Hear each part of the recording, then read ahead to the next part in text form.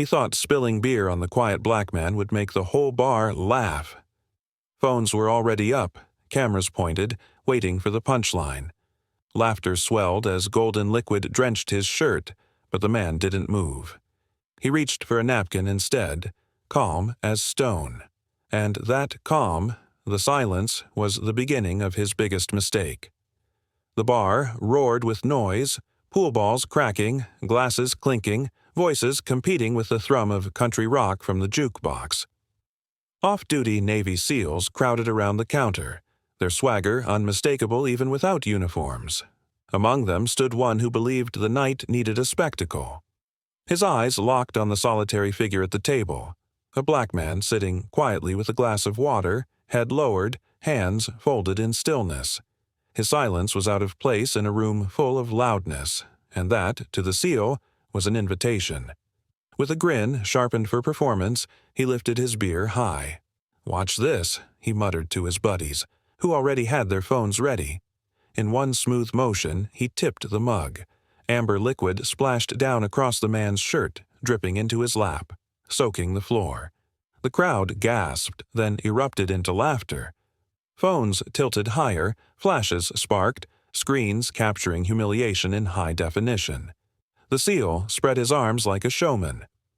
"Welcome to the Navy's finest comedy hour," his voice carried, feeding the mob's appetite. But the man didn't flinch. He didn't shout, didn't shove, didn't even look rattled.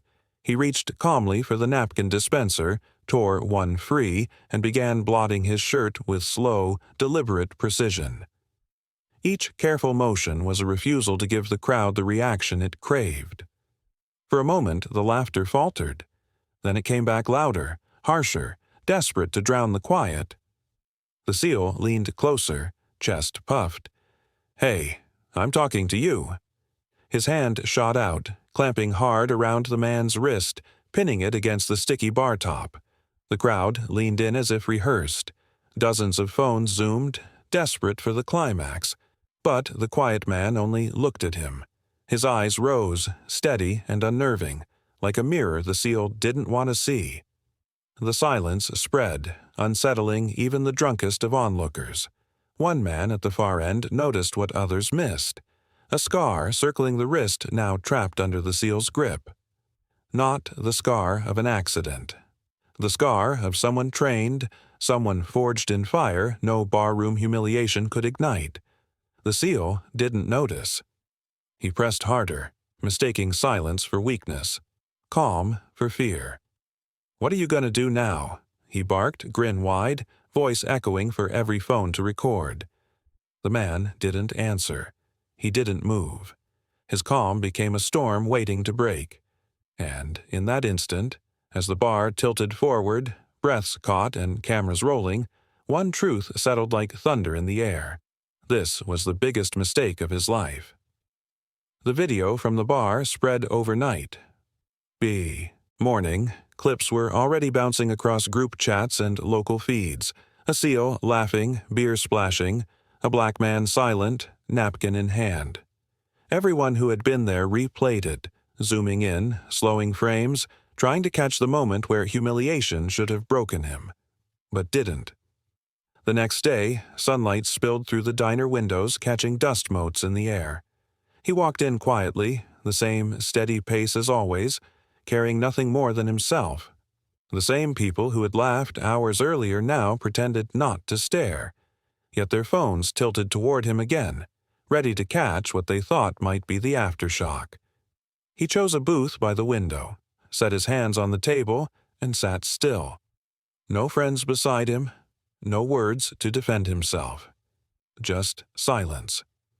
A waitress hesitated as she passed, tray balanced on her palm. She stole a glance at him, then at the room full of eyes, then kept moving. No one intervened. No one broke the tension. The complicit silence of adults weighed as heavy as the curiosity of peers. He reached into his pocket, pulled out a folded napkin, not the one from last night, but another, clean and white, and laid it neatly beside his cup of water. It was such a simple act, but under the gaze of dozens it felt like a statement. Voices flickered across the room. That's him. Why didn't he fight back? He just sat there. The words clung to the walls like smoke, circling him but never touching him. As the sunlight shifted across the table, the sleeve of his shirt slid back. For a fleeting second, the scar appeared again. Circular, deliberate, not the kind of wound born from clumsiness. A few phones zoomed tighter, desperate to capture it. Most of the room didn't notice, but those who did felt the air change. He opened a small notebook and drew. Lines appeared steady under his hand, forming the image of a tree with roots buried deep and branches spread wide. At its base, 3 words carefully lettered: be kind, be brave. No speech, no declaration. Just quiet proof, written in ink, broadcast by silence. Across the diner, whispers turned uneasy. Some scoffed, trying to laugh it off. Others lowered their phones, disturbed by how calm he remained under the weight of so many eyes. Silence had become his armor. The waitress passed again, slower this time, her tray empty. She lingered for a heartbeat too long, meeting his eyes. Something unspoken passed between them. Not pity, not fear, but recognition. She saw what the others refused to admit. His restraint wasn't weakness. It was power. He folded the drawing, slipped it back into his notebook, and took a sip of water. Phones still hovered, but they caught nothing dramatic, nothing outrageous, only stillness. And that stillness unsettled the crowd more than any punch could have. Because what everyone thought they had seen last night, a man humiliated, wasn't the truth at all. They thought he was powerless. They were wrong. By the end of the week, the silence had curdled into something sharper. The bar incident wasn't fading. It was spreading. The SEALs who had laughed loudest that night now carried a grudge, furious not because they'd won, but because their cruelty hadn't broken him. A man who refused to crack under humiliation was a threat to their power. They escalated. At the lockers in the gym, one of them shoved hard enough to slam the metal door shut on his hand. The noise echoed through the corridor, followed by jeering laughter. "Still gonna stay quiet?" the SEAL sneered, phone tilted just enough to capture the aftermath. He didn't react. He withdrew his hand, flexed his fingers, and walked past them without a word. The phone caught nothing dramatic, only calm steps fading into the hall. By noon, the whispers spread through town like wildfire. "He doesn't belong here." That's the guy who got humiliated. If he was strong, he'd have fought back. Racism seeped into the narrative, twisting silence into weakness, calm into shame. People who hadn't even been in the bar repeated the story as if they had, each retelling sharper, crueler. The next evening, when he entered the diner, the effect was immediate. Chairs scraped, conversations died mid-sentence. One by one, patrons rose and left, their meals half finished, coffee still steaming. Within minutes, he was alone at his table by the window, sunlight catching his scar like a beacon, the same scar they all chose not to see, the same calm they all pretended not to understand. And still, he sat. He unfolded his napkin, laid it neatly by his glass of water, and ate as though the room wasn't emptying around him. To retreat would have been surrender. To stay was resistance. From the corner, the waitress paused. She lingered by her tray, eyes flicking from the door where the crowd had gone to the man who remained. Her lips pressed tight, but her hands slowed. She noticed. She always noticed. Another night, it was the old bartender, the one who never spoke more than a few words. As he wiped down the counter, his eyes followed the SEALs at the back table, watching the way they muttered and filmed, always circling. When the boy rose to leave, the bartender angled his shoulders just enough to block the SEAL's path. A small gesture, almost invisible but deliberate. No one else stood with him, not yet. The community, the crowd, the bystanders, they chose absence over action, isolation over courage. Their silence was complicity. But he endured. Each shove, each whisper, each walk into an emptying room became another layer of armor. He carried himself as though solitude was a choice, not a punishment. He wore silence not as defeat, but as defiance. By the week's end, even the SEALs began to falter. Their mockery grew harsher, their laughter louder, overcompensating, covering the cracks of doubt spreading through their own ranks. Because no matter how many times they tried to corner him, no matter how many whispers they planted, he refused to break. The crowd didn't see it yet. They only saw a man alone, but those who looked closer could feel it in the stillness he left behind. Because silence, carried long enough, becomes its own kind of strength. The cafeteria had never been this full. Word had spread that the principal was calling an assembly to clear the air. But everyone knew the real reason. The video, the humiliation, the silence that refused to vanish. By the time students filed in, the back rows already glowing with phone screens, the room buzzed with anticipation. The SEALs sat together, arms crossed, smirks rehearsed for the cameras. They weren't worried. In their world, authority bent to the loudest voices. A quiet man with nothing but a scar and a napkin could never break them. At the front, the principal tapped the microphone. "We will not tolerate division in this community," she began, her voice trembling with the weight of half-truths. "Respect must be mutual, and—" Her speech dissolved into background noise as all eyes shifted to the figure rising from his chair. He didn't ask for the floor. He didn't shout for attention.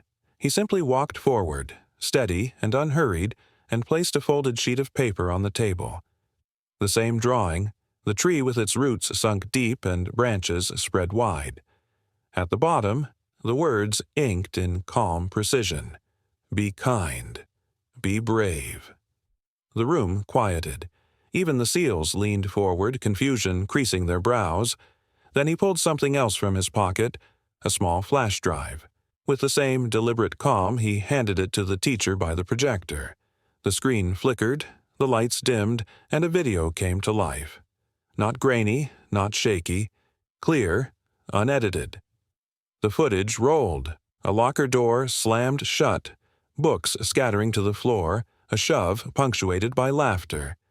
A SEAL's voice echoed, sharp and cruel. The cameras in the room tilted forward. Every face lit by the glow of the screen saw the truth.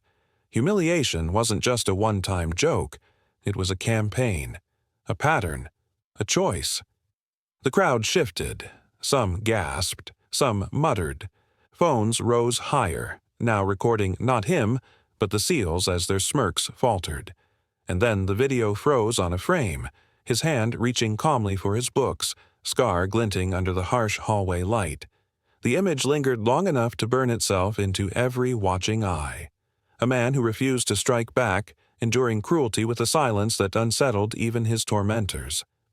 The SEALs barked out excuses. "It's out of context. He's twisting it." But the words fell flat, drowned by the hush of a crowd that had seen too much. He didn't argue. He didn't gloat. He simply stood beside the glowing screen, hands at his sides, eyes steady as the weight of the evidence pressed down on the room.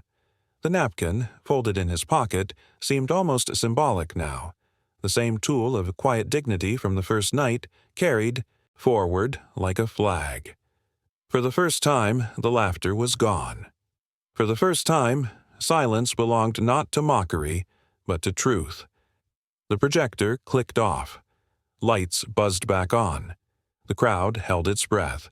Even the SEALs, once untouchable, sat frozen in their seats. And then he opened his mouth. The first words he spoke in days carried like thunder across the cafeteria. The next words would flip the entire school. The silence after the projector shut off felt like a weight pressing on the chest of everyone in the cafeteria. No one laughed, no one cheered. For the first time, the SEALs, men who prided themselves on being untouchable, were the ones on display. The principal cleared her throat, but her voice cracked. "This behavior is unacceptable." She didn't get to finish. The back doors opened and two men in uniform stepped in. Their presence cut the air like a blade. Not teachers, not staff, military command. The kind of authority even SEALs couldn't laugh off. The officers walked to the front without hesitation. The crowd shifted, phones shooting upward, desperate to capture what everyone knew was about to happen. The taller officer scanned the room, his eyes locking on the group of SEALs. "Stand up." His tone left no room for debate. Reluctantly, they rose. Their bravado flickered, their smirks brittle. The officer's voice was low, precise. "We've reviewed the footage. We've reviewed your conduct. You've disgraced yourselves, your unit, and the uniform you claim to serve." A ripple of gasps rolled through the room. The SEALs opened their mouths to protest, but the officer silenced them with a single hand raised. "Enough. Effective immediately, you are suspended from duty pending tribunal." It was the kind of sentence that landed harder than any punch. Suspension. Tribunal. Words that cut deeper than the laughter they once wielded like a weapon. The crowd didn't move. Every phone was up, recording, immortalizing the moment the men who had mocked silence were silenced themselves. The SEAL's leader tried one last gasp of defiance. "It was just a joke. He provoked us." But his voice trembled, stripped of the power it once commanded. His own friends looked away, shame burning in their eyes. And through it all, the man at the center of the storm did not speak. He stood beside the table where his drawing had rested, his napkin folded neatly in his hand. Calm, steady, unmoved. He didn't gloat. He didn't smirk. He let the weight of silence carry the reckoning for him. The officers stepped closer to the disgraced SEALs.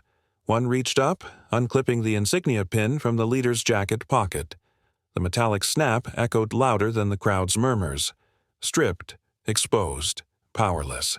The room of onlookers, once eager for humiliation, now sat frozen in shame. They saw their own reflections in their screens, realizing they had cheered for cruelty until truth forced them to confront it. The officers turned back toward the quiet man. For a moment it seemed they might acknowledge him, but he didn't need their validation. He had already won, not through revenge, not through force, through restraint. He slipped the napkin back into his pocket, gathered his notebook, and walked slowly toward the doors. No victory speech, no dramatic gesture. Just the same steady calm that had carried him through every humiliation. The SEALs watched him go, their world collapsing around them. The crowd parted like water, eyes wide, silence stretching in every direction. Justice had been served.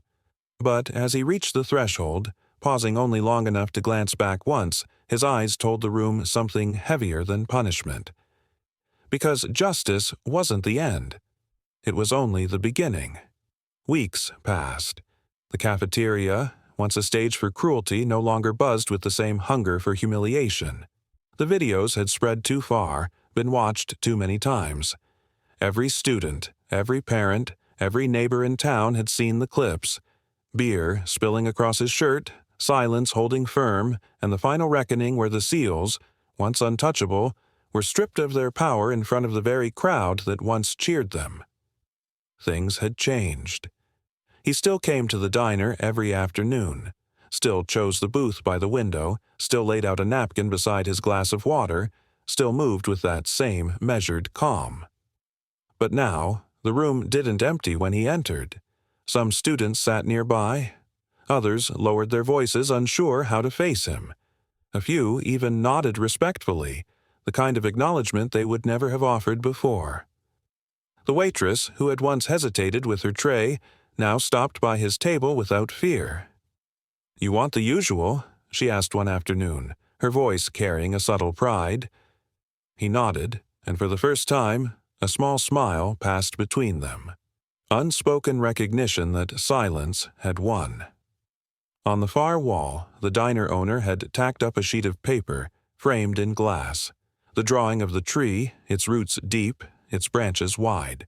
Beneath it, in bold letters, the words that had carried him through: "Be kind. Be brave." Customers paused to read it as they came and went. Some took pictures. Others shook their heads, quietly ashamed at the part they'd played in his isolation. The SEALs were gone. suspended, whispered about in tones that no longer carried respect, but contempt. Their absence became its own lesson. Power built on cruelty crumbles when exposed to truth. Yet he never gloated. He never pointed, never reminded anyone of what they had done. His presence was reminder enough. His silence was heavier than lectures, louder than any revenge could have been. One afternoon, as he stood to leave, a group of younger kids entered the diner. They froze when they saw him, nudging each other, whispering. One boy gathered the courage to approach. "Are you really the guy from the video?" He paused, studying their faces. They weren't mocking. They were curious, even respectful. Slowly, he nodded. The boy smiled shyly, then pointed to the framed motto on the wall. "I like that. Be kind. Be brave." His voice cracked with the kind of sincerity that can't be faked. For the first time, the man spoke more than a single sentence. "That's all it takes," he said simply. The kids nodded as if he'd handed them something more valuable than any lecture. And maybe he had. As he walked out into the fading sunlight, the weight of the past weeks hung behind him. But so did something else, a new current in the air. The town wasn't healed. Not yet. But it was changed. The laughter that once fed on cruelty had been replaced by a silence that carried respect. And as the doors swung shut behind him, the question lingered in every watching mind. Have you ever seen dignity louder than violence?